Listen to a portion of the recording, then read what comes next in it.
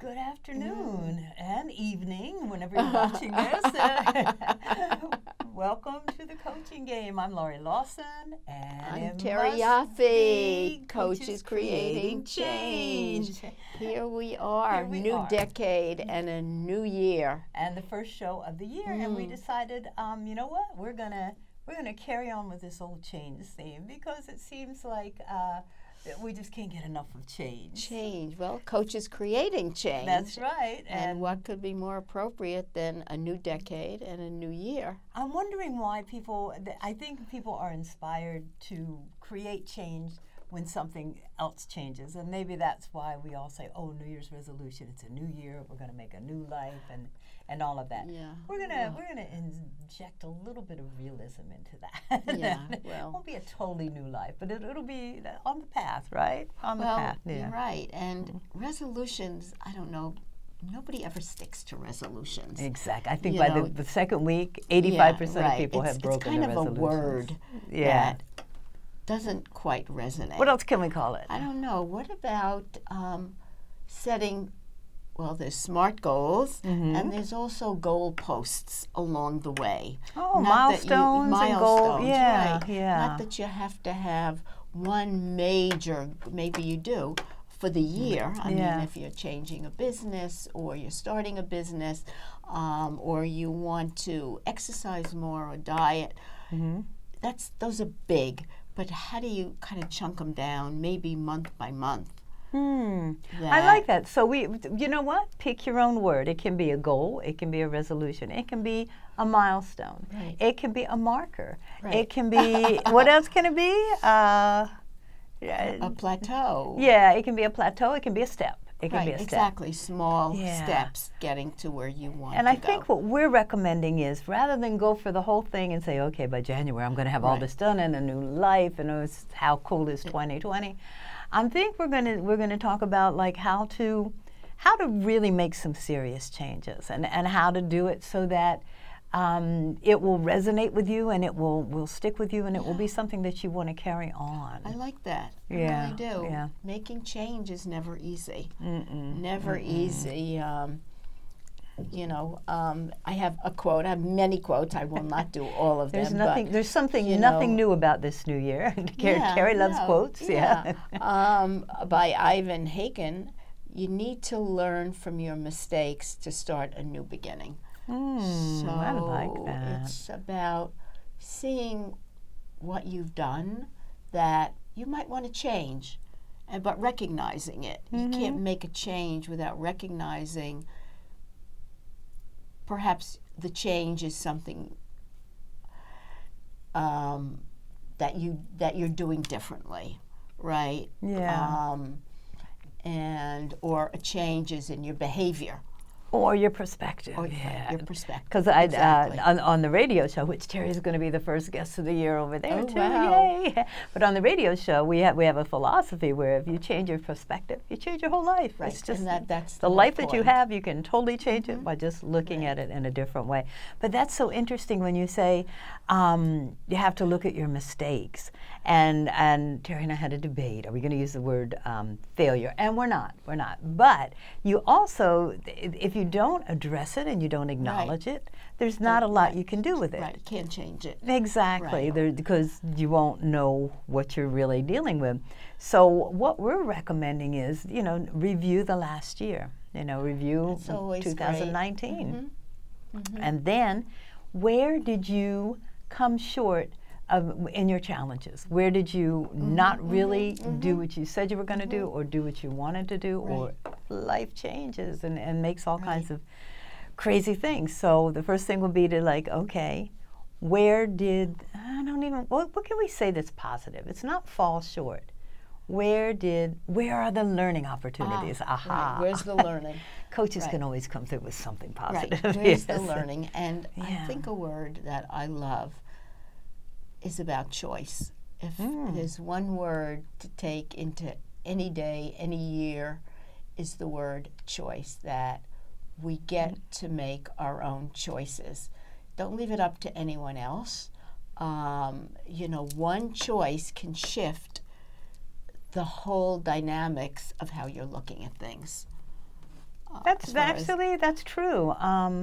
Yeah, I mean, and one right choice, one not so right choice. But it's and not making a choice is also a choice. You choose to not make a choice. So whatever action you take or don't take can set the direction of the rest of your year, your week, your month, your decade. You know, I'm sure I can think back on choices that I made. It's like, was that a good one, or was that a not so hot one? So, not to put you on the spot. What? Not rehearsed. Yes. No. What did you do last year? Maybe one thing that you're not going to repeat, that it was a lesson learned, and what didn't you do that you would want to do this year? Well, I hate not to make putting you on the spot. No, yes you are, but it's okay. I can handle it. I think, in general, what I always have a tendency to do, but I caught myself more last year, but I still did it, is like I will hesitate and I will say, okay, my opinion, everybody else has their opinion, my opinion is not that important, so I will refrain from saying what I think and saying what I need and saying what I want, you know?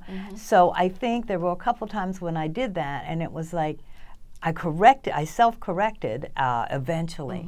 And when I did, it was like, wow, this is so cool, you know? I actually said what I needed and set some boundaries.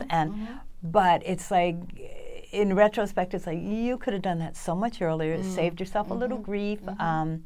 And so I think that would be the one thing. It would be trusting yourself. Yeah, trusting myself. And if I think it, I don't want to blurt stuff out all the time. But if I think it's you know, what I've learned is I've got a lot of great experience. I've got a lot of years under my belt as the decades go on, and it's like, you know what, that's worth something. That's really worth something. And so it doesn't, I'm not stating my viewpoints for everybody to go, yay, that was the best viewpoint in the world.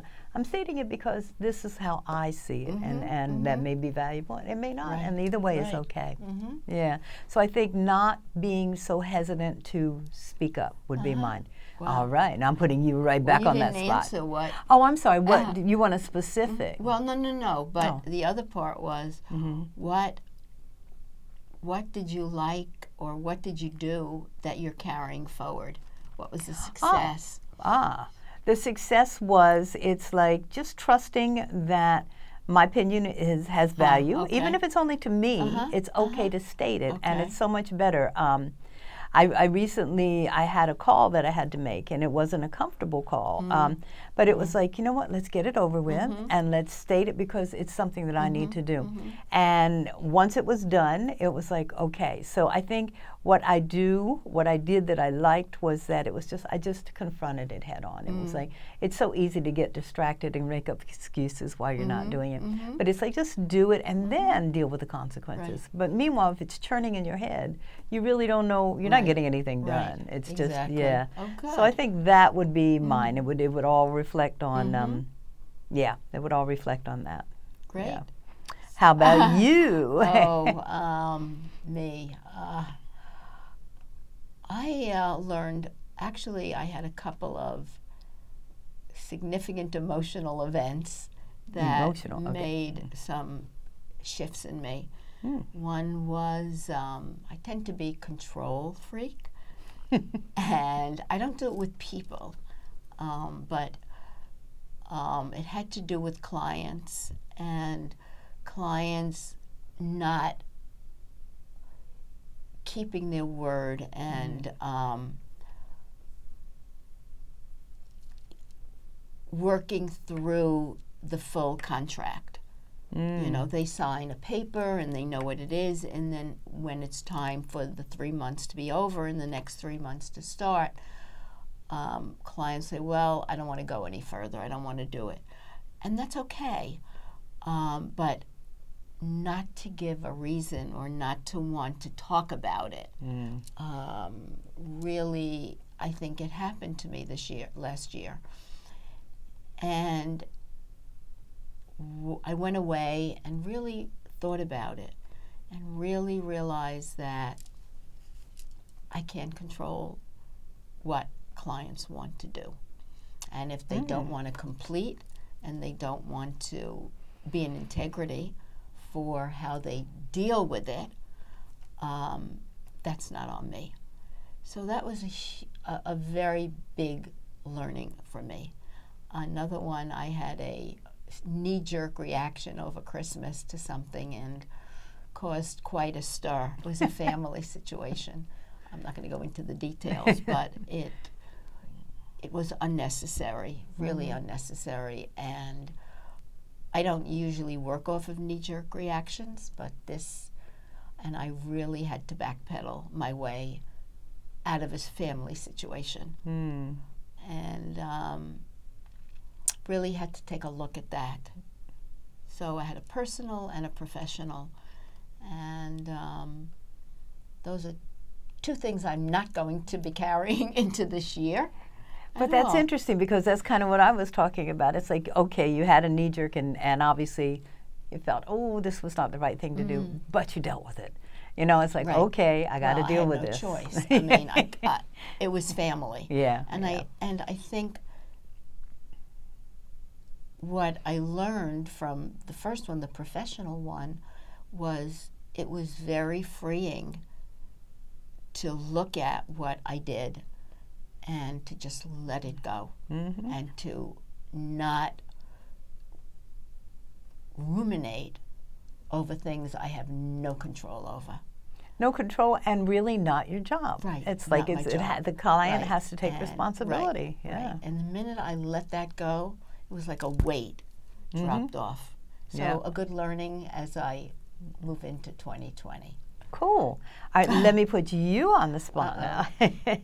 If you had to choose one word that you're going to carry into 2020, and we're already here now, but that you would say is going to dictate your 2020, what would that be?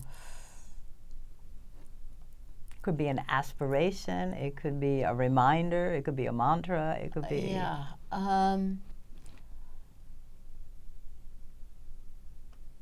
I think it would be, I don't know, we got a little music there. Yeah, that's to spur you on and encourage you. I don't really know. I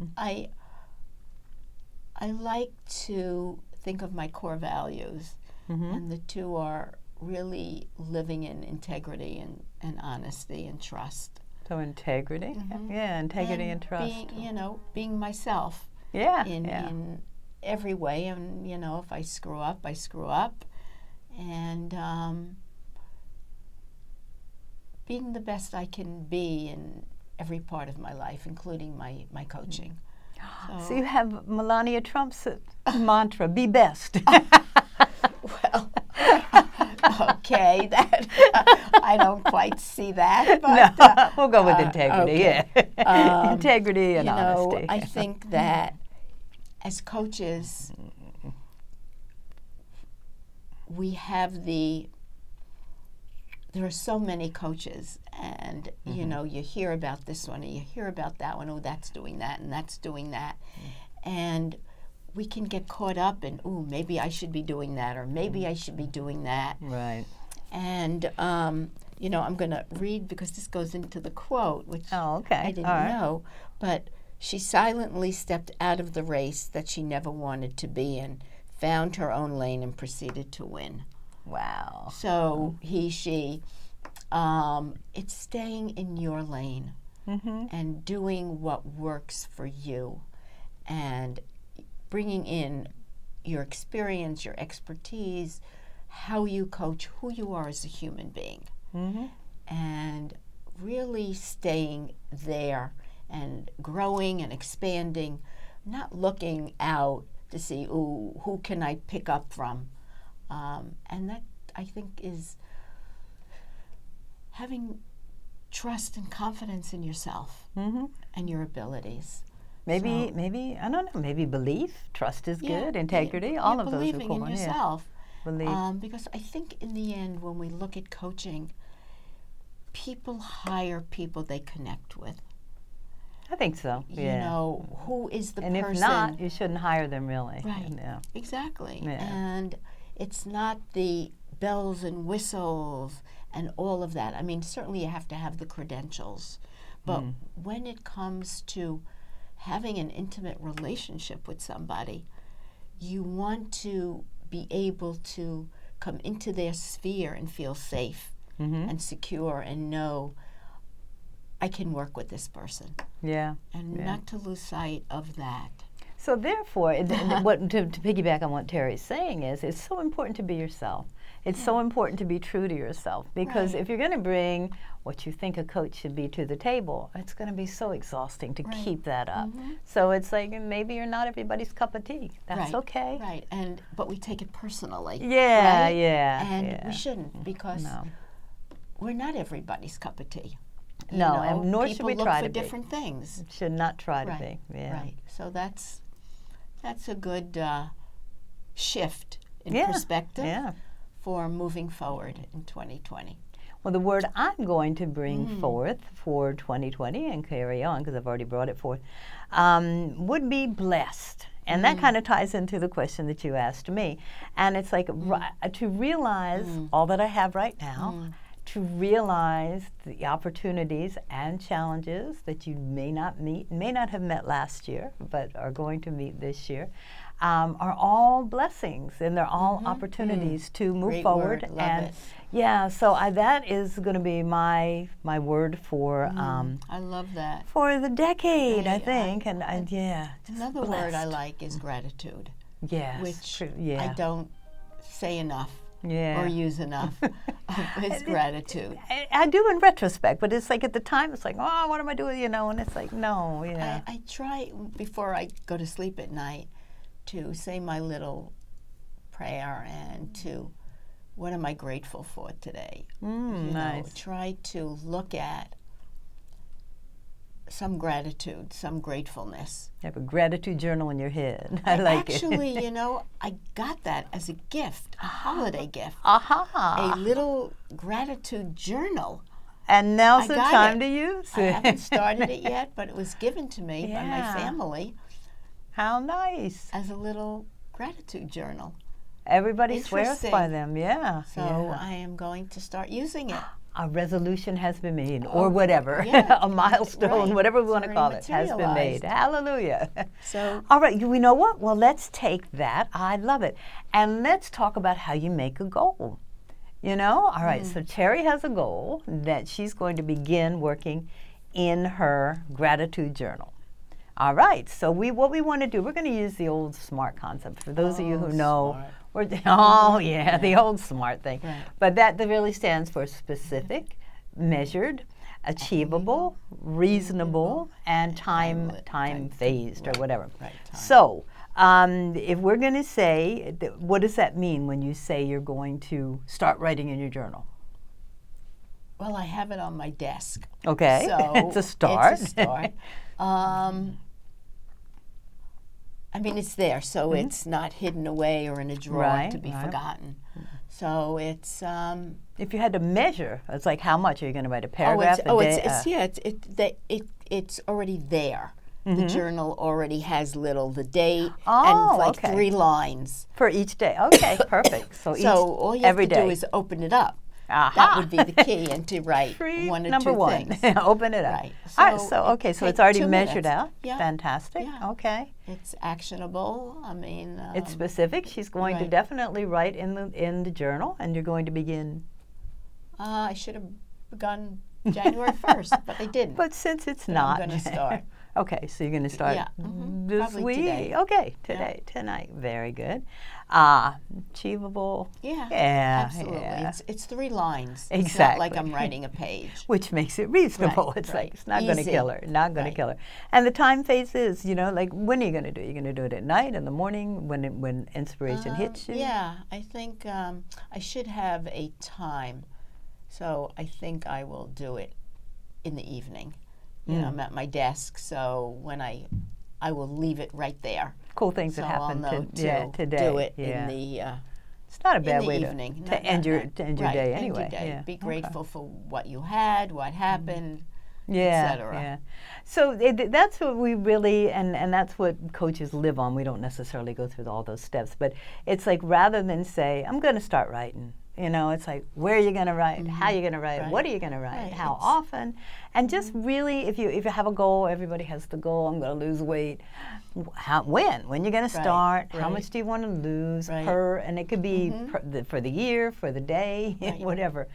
Just really make it specific to you, so it has meaning, and you can measure and go, oh, check, I did it, or tomorrow I do better. I like that. So I've tried to lose a few pounds, and in September I got huge. I actually got the Lucid App.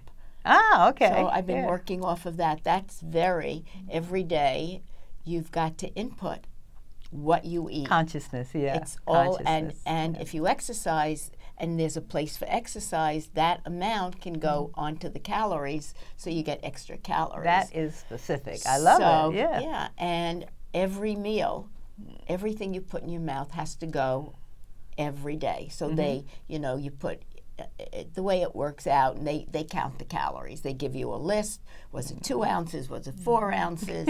And you can kind of guess. Yeah. And then they spew out the calories.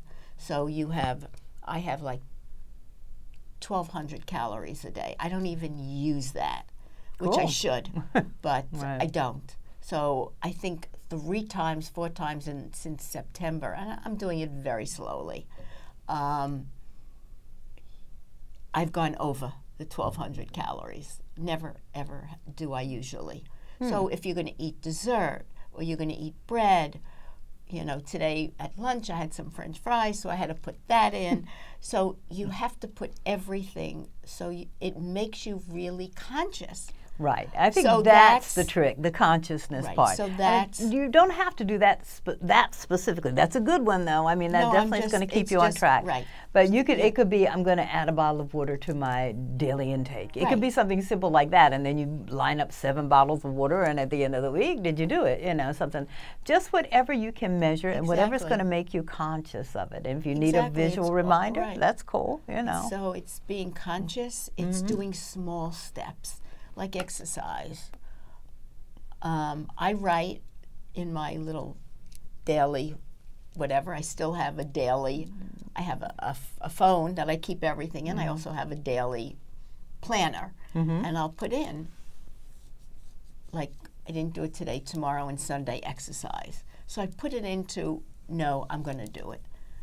The days I'm going to do it. I just found out my friend has a watch like I do, and she says, oh, there's an app in there that you can, every 2 hours, it tells you, move your body. And I love it. I go, you know what? It really, for those of us who are too lame to just think of it, there are all kinds of ways you can meet your goal. But it's taking small steps. Yes, it's absolutely. taking it, by it's not like looking at a big vision and saying, what do you want for your business, and having that desired outcome, I call it.